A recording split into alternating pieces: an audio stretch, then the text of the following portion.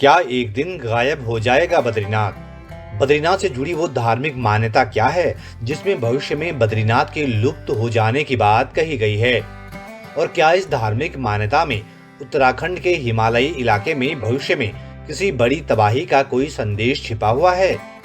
आखिर जोशीमठ के नरसिंह मंदिर का नाता भविष्य में बद्रीनाथ के गायब हो जाने की मान्यता से किस तरह जुड़ा है?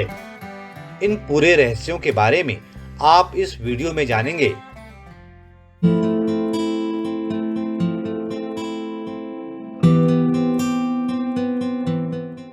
दोस्तों नमस्कार, मैं मनु पवार। बद्रीनाथ के जिस रहस्य के बारे में मैं इस वीडियो में आपको बताने जा रहा हूं, वो लोक श्रुतियों से निकला किस्सा है, वो जन श्रुतियों का किस्सा है, वो धार्मिक मान्यताओं का हिस्सा है और शायद सदियों से ऐसा कहा और सुना जा रहा है जो किस्सा मैं आपको बताने जा रहा हूँ।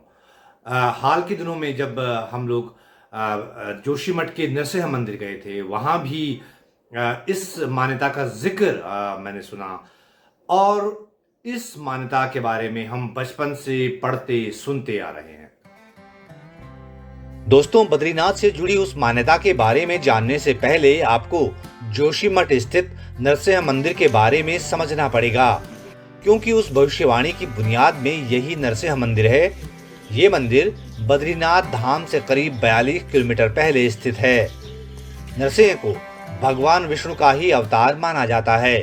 हिंदू मान्यताओं के मुताबिक बद्रीनाथ में भगवान विष्णु विराजते हैं। सर्दियों में जब बद्रीनाथ के कपाट बंद हो जाते हैं तो प्रतीक रूप में भगवान की चल प्रतिमा को पारंपरिक ढंग से पालकी में रखकर जोशीमठ स्थित इसी देवालय में लाया जाता है।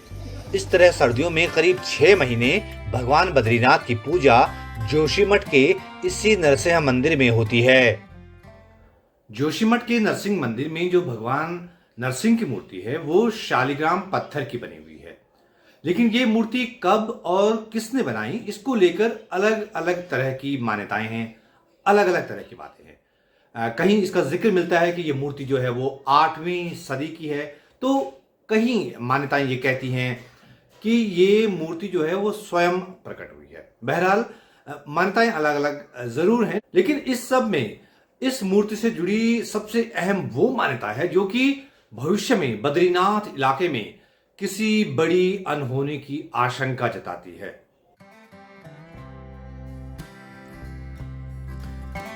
बद्रीनाथ के उस रहस्य या यूं कहें कि धार्मिक मान्यता का सिरा जोशीमठ स्थित इसी नरसिंह मंदिर से जुड़ता है।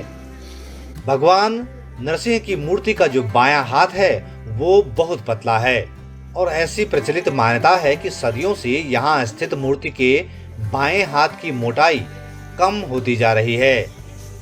हाल के दिनों में हम जब इस मंदिर में गए थे तो यहाँ के मुख्य पुजारी ने भी हमें यही बात बताई और इसका पूरा किस्सा सुनाया। मंदिर में रोजाना सुबह जब नरसिंह भगवान की मूर्ति का श्रृंगार किया जाता है तब वहां मौजूद आम श्रद्धालुओं को मूर्ति का एक पतला हाथ दिखता है, लेकिन तब हम नहीं देख पाए थे क्योंकि हम मंदिर में जिस वक्त पहुंचे तब तक भगवान नरसिंह की मूर्ति के श्रृंगार की रस्म पूरी हो चुकी थी। लेकिन मान्यता है कि भविष्य में नरसिंह भगवान की मूर्ति का बायां हाथ टूटकर अलग हो जाएगा। उसी दिन जय और विजय पर्वत, यानी जिन्हें नर और नारायण पर्वत कहते हैं, वो भी टूटकर आपस में मिल जाएंगे। नर और नारायण पर्वत के बीच पूरा बद्रीनाथ धाम स्थित है। धार्मिक मान्यता के मुताबिक जब दोनों पर्वत मिल जाएंगे तो बद्रीनाथ धाम लुप्त हो जाएगा।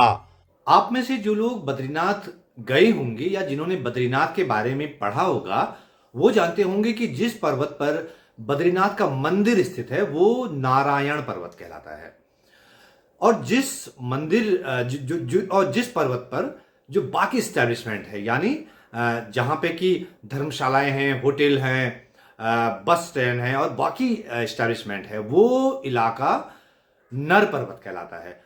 यानी नारायण पर्वत पर बद्रीनाथ मंदिर और नर पर्वत पर बाकी चीजें हैं, और बीच में इन नर और नारायण पर्वत को विभाजित करती है अलकनंदा नदी। तो ये जो नर और नारायण पर्वत है, इनके बारे में भविष्यवाणी है जो धार्मिक मान्यताओं में है कि भविष्य में ये दोनों पर्वत मिल जाएंगे और बद्रीनाथ का अस्तित्व मिट जाएगा। ऐसी मान्यता है कि उसके बाद बद्रीनाथ प्रकट होंगे भविष्य बद्री में, जो कि जोशीमठ से आगे तपोवन के पास है। वहीं भविष्य में भगवान बद्रीनाथ की पूजा अर्चना होगी। इसके बारे में प्रचलित मान्यता का हवाला देते हुए महापंडित राहुल सांकृत्यायन ने भी अपनी किताब में लिखा है, नरसिंह जी का एक हाथ पतला है। कहा जाता है जब बाह टूट कर गिर जाएगी तब धौली उपत्यका में तपोवन में एक नए बद्रीनाथ प्रकट होंगे। जहां नए बद्रीनाथ के प्रकट होने की बात कही गई है, वहां पहुंचने के लिए जोशीमठ से लगभग 15 किलोमीटर तपोवन तक सड़क मार्ग है। तपोवन मार्ग पर सलधार से भविष्य बद्री के लिए रास्ता जाता है। सलधार से करीब 6 किलोमीटर पैदल चढ़ाई पार करके भविष्य बद्री पहुंचा जा सकता है।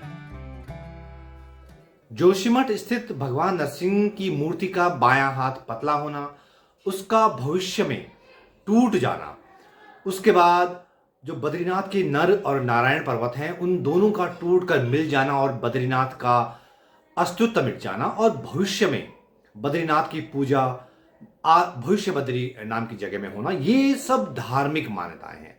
आप चाहें तो इन्हें माने, आप चाहें तो इन्हें न माने, ये आपके ऊपर है। लेकिन अगर इसको दूसरी नजरिए से भी देखें कि हाल के समय में जो हिमालयी इलाके में जो आपदाएं आई हैं, जो आपदाएं बढ़ी हैं, उससे भविष्य में हिमालयी इलाके में किसी बहुत बड़ी अनहोनी की आशंका तो वैज्ञानिक भी जताते हैं। तो हो सकता है कि आप इस नजर से भी देखें तो ये हो सकता है कि ये जो नर और नारायण पर्वत टूटकर मिल जाने की जो मान्यता है, उसमें वो जो भविष्यवाणी है वो हो सकता है कि इन आपदाओं से जुड़ी हुई हो सकता है कि उस भविष्यवाणी का सिरा इन आपदाओं से मिलता हो जो कि हिमालयी इलाके में हाल के समय में बहुत बड़ी है। बहरहाल जोशीमठ के जिस नरसिंह मंदिर का बद्रीनाथ से सीधा कनेक्शन जुड़ता है, वो मंदिर आज जैसा आपको दिख रहा है, ये कुछ साल पहले तक ऐसा नहीं था। यहाँ सदियों पुराना पहाड़ी शैली का घरनुमा मंदिर था जिसकी छत ढलाऊ थी, उसमें स्लेटें लगी हुई थीं। अपनी हिमालय यात्रा के दौरान महापंडित राहुल सांकृत्यायन ने भी उस वक्त के मंदिर के बारे में लिखा है, नरसिंह का मंदिर घर की तरह मालूम होता है। इसकी ढालुआ छत तांबे की है, सामने के हाथे में पत्थर का कुंड है जिसमें पीतल के नंदी से पानी गिरता रहता है। लेकिन पुनरुद्धार के नाम पर भगवान नरसिंह के प्राचीन मंदिर की सूरत अब बदल दी गई है। उसे भी वैसा ही भव्य रूप दिया गया है जैसा आधुनिक मंदिरों को दिया जाता है। लेकिन इस नए स्वरूप में नरसिंह मंदिर का वो पारंपरिक अंदाज जाता रहा। जोशीमठ स्थित नरसिंह मंदिर परिसर में ही शंकराचार्य की गद्दी भी है, जिसे कि सर्दियों में बद्रीनाथ के कपाट बंद हो जाने के बाद यहीं लाया जाता है। नहीं, यहाँ नहीं है।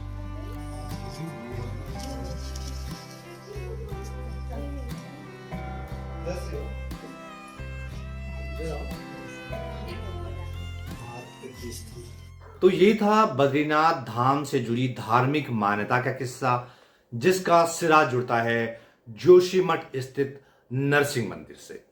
मैं फिर कह रहा हूं, भविष्य में बद्रीनाथ के लुप्त हो जाने की ये जो मान्यता है, ये लोक प्रचलित मान्यता है, ये धार्मिक मान्यता है, ये आपके ऊपर है कि आप इसे माने या ना माने। लेकिन उस मान्यता को जिक्र मैंने इस वीडियो में आपको विस्तार से बताया है। तो ये वीडियो आपको कैसा लगा दोस्तों, ये मुझे जरूर बताइएगा। मुझे आपके फीडबैक का इंतजार रहेगा। आप कमेंट बॉक्स में कमेंट कर सकते हैं। आप इस वीडियो को ज्यादा से ज्यादा लोगों तक पहुंचा सकते हैं, शेयर कर सकते हैं, और मेरे इस YouTube चैनल को सब्सक्राइब करेंगे तो आपको ऐसे दिलचस्प वीडियो आगे भी मिलते रहेंगे। फिलहाल ये वीडियो देखने के लिए दोस्तों आपका बहुत बहुत धन्यवाद।